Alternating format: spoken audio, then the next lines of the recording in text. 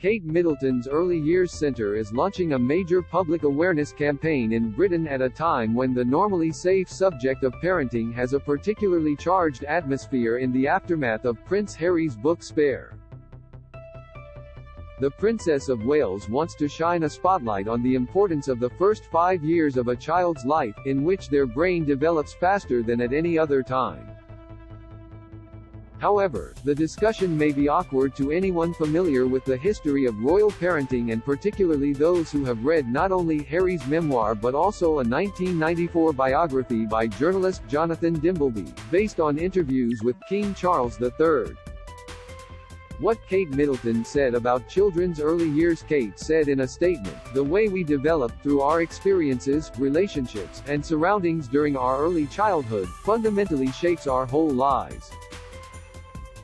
It affects everything from our ability to form relationships and thrive at work, to our mental and physical well-being as adults and the way we parent our own children.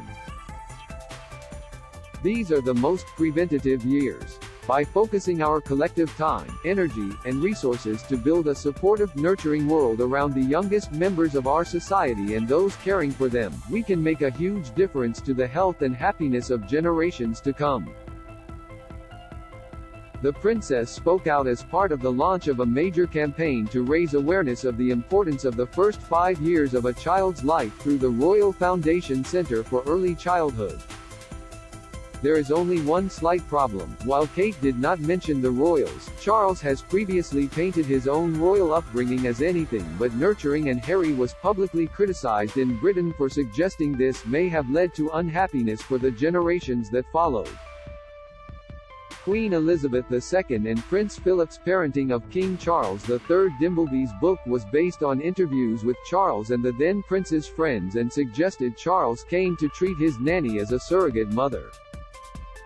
The Prince of Wales, a biography read, for Prince Charles, who had already discovered that only in the nursery could he always be assured of a cuddle. Mabel Anderson became a haven of security, the great haven to whom he invariably turned first for comfort and support. With parents who were often away, and were not, in any case, given to displays of affection even in private, Mabel Anderson came to assume a vital role in the prince's life. The adoration of the young child for his nurse, who was almost the same age as the Queen, led friends and courtiers to conclude that Mabel Anderson had become in effect a surrogate mother, while to his father it was clear that she was much the most important influence on him. Elizabeth and Philip left Charles and his sister Princess Anne at home when they embarked on a 6-month tour of the Commonwealth from November 1953 to May 1954, a decision that Harry himself would later reference. Charles was 5 at the time, placing him at the end of Kate's period of neurological development, while Anne was 3, placing her in the middle of it. Prince Harry's account of generational pain. Kate's statement about the consequences of experiences in early childhood echoing through the generations is particularly interesting in light of a debate triggered when Harry was a guest on the Armchair Expert podcast in May 2021. The Duke of Sussex told host Dax Shepard, "I don't think we should be pointing the finger or blaming anybody, but certainly when it comes to parenting, if I've experienced some form of pain or suffering because of the pain or suffering that perhaps my father or my parents had suffered, I am going to make sure I break that cycle so that I don't pass it on, basically. It's a lot of genetic pain and suffering that gets passed on anyway, so we as parents should be doing the most we can to try and say, you know what, that happened to me, I am going to make sure that doesn't happen to you." On Charles specifically, Harry said, "First, also know that's connected to his parents, so that means that he's treating me the way that he was treated, which means, how can I change that for my own kids? And, well, here I am. I've now moved my whole family to the US, that wasn't the plan."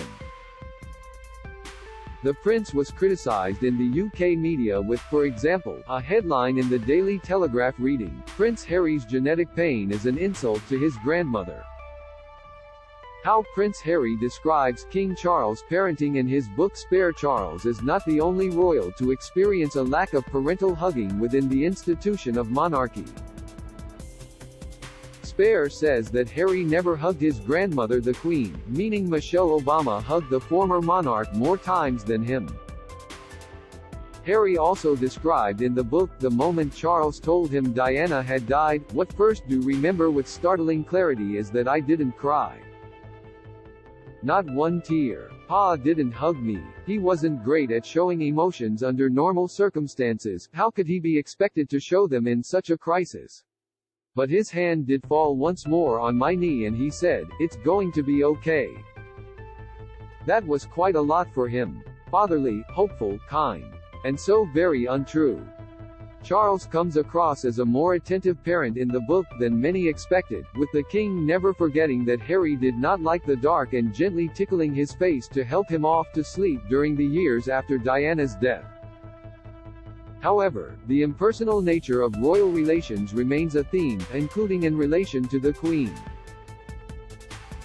Harry said he wanted to hug Elizabeth while she was tapping her foot as Queen guitarist Brian May played at a concert for her Golden Jubilee in 2002. "I wanted to hug her, though of course I didn't. Out of the question. I never had done and couldn't imagine any circumstance under which such an act might be sanctioned." There was a famous story about Mummy trying to hug Granny. It was actually more a lunge than a hug, if eyewitnesses can be believed. Granny swerved to avoid contact, and the whole thing ended very awkwardly, with averted eyes and murmured apologies. I wondered, watching Granny rock out to Brian May, if Pa ever tried. He continued. Probably not. When he was 5 or 6, Granny left him, went off on a royal tour lasting several months, and when she returned, she offered him a firm handshake. Which may have been more than he ever got from Grandpa. There is nothing to say Kate should not have made her comments, which no doubt many experts in the field would agree with. However, they do appear to lend legitimacy to arguments that earned Harry some fairly strongly worded criticism in the U.K. press.